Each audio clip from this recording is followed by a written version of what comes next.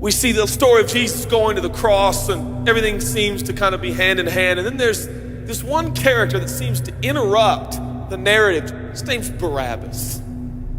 We don't even know much about him except that he's a murderer, a leader of an insurrection, a rebel. And why he's even mentioned, sometimes I'm not so sure. It's like, what? This is about Jesus going to the cross.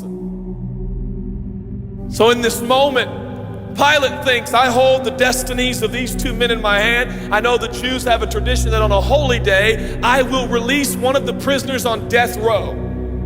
Pilate stands on this audacious stage, who now presents Jesus, Son of the living God, versus Barabbas, the thug and rebel. He says, all right, who do you want? This is blasphemy. This has gone too far. There's no comparison. This is a rightful prisoner, a man who should be on death row. He's a rebel against Rome. He leads a rebellion. He murders people. He's a bad man. He's a thug and he's a crook. He deserves the chains and he deserves the crucifixion. Jesus? What has he done but heal, restore, deliver, set free, open blind eyes, open deaf ears, heal the lame and the leper? What has Jesus done? Who do you want? We want Barabbas. Yeah, give us Barabbas.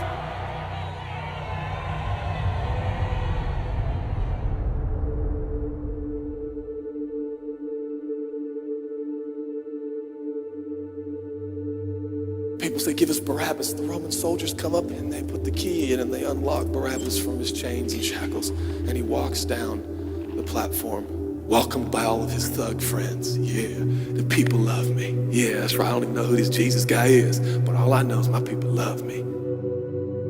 There seems to be no conscience in Barabbas. There's no record of him turning to Jesus and saying, I owe you everything now, for you have set me free. No, I don't see any of that in Barabbas.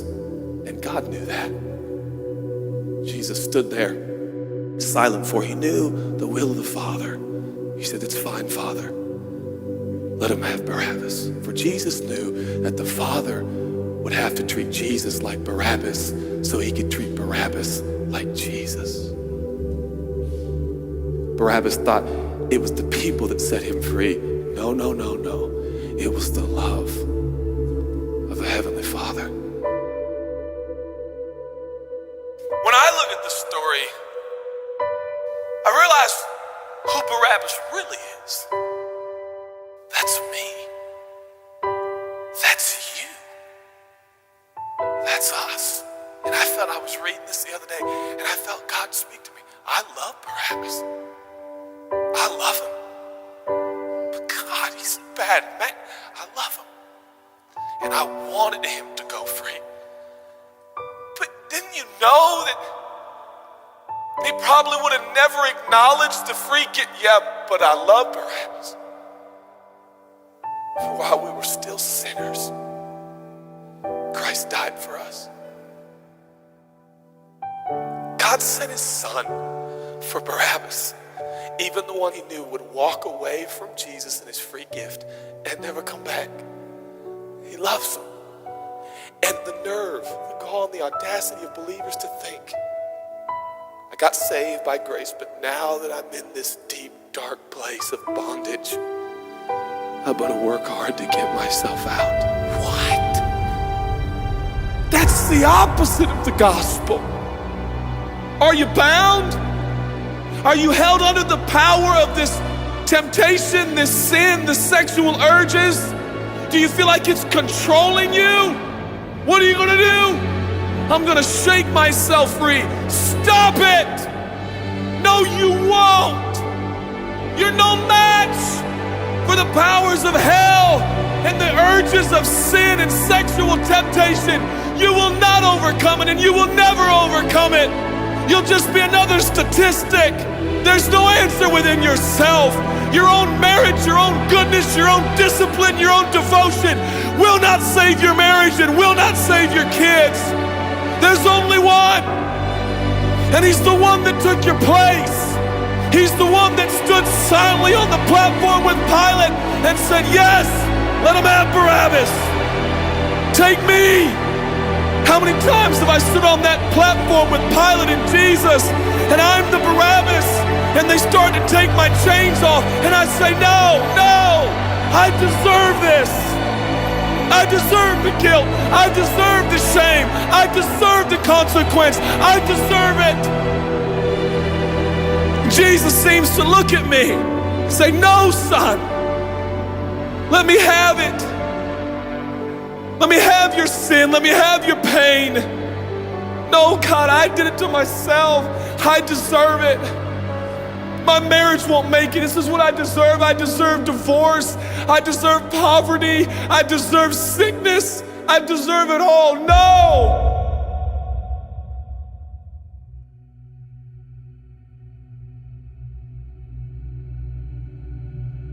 God, I'm so ashamed. Give me your shame. But God, what if I do it again? I'll still be here. Oh, God, I don't want to hurt you. I love you. I don't want to do this anymore. Give me your sins, son.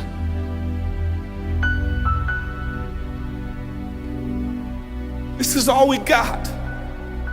It's all I got. It's all you got. We can play games. We can play church games. We can pretend like some people are better than others and that's why they're blessed, or we can all come to the honest conclusion that it's God. And it's God alone. The greatest challenge is not your discipline, your devotion, your focus.